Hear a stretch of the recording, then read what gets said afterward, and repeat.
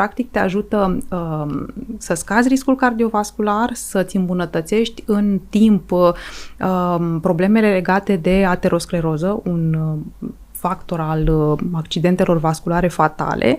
S-a dovedit că reușește și pe celelalte componente să aibă efecte benefice, adică inclusiv pe scăderea hipertensiunii arteriale, pe îmbunătățirea profilului lipidic, nattochinaza și celelalte componente, inclusiv ducând la creșterea colesterolului bun, HDL-colesterolul, la scăderea plăcii de aterom, adică toate componentele sunt luate în calcul, nu este lăsat nimic în urmă și toate complicațiile diabetului beneficiază de această protecție antioxidantă. Și dacă ne gândim la vasele mici, pentru că există o fluidizare a sângelui, o creștere a vitezei, inclusiv la nivelul creierului, o scădere a degenerării maculare, a problemelor de la nivelul ochiului, vasele mici care sunt prezente acolo și care sunt atacate în diabetul zaharat de tip 2, toate componentele sunt luate în seamă. Este o formulă extrem de echilibrată. Asta îmi place, că sunt toți compușii pe care altfel ei folosi pastilă cu pastilă. O singură capsulă de CardioGood Tromboguard. Așa se și administrează. O singură capsulă rezolvă pe zi. mai ușor, înțeleg,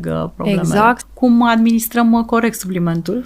Ideal este să-l administrăm într-o cură de 6 luni de zile, pentru că efectul acestor componente este cumulativ. Acest fitocomplex, pentru că așa se numește asocierea de mai multe componente din plante, are efect cumulativ.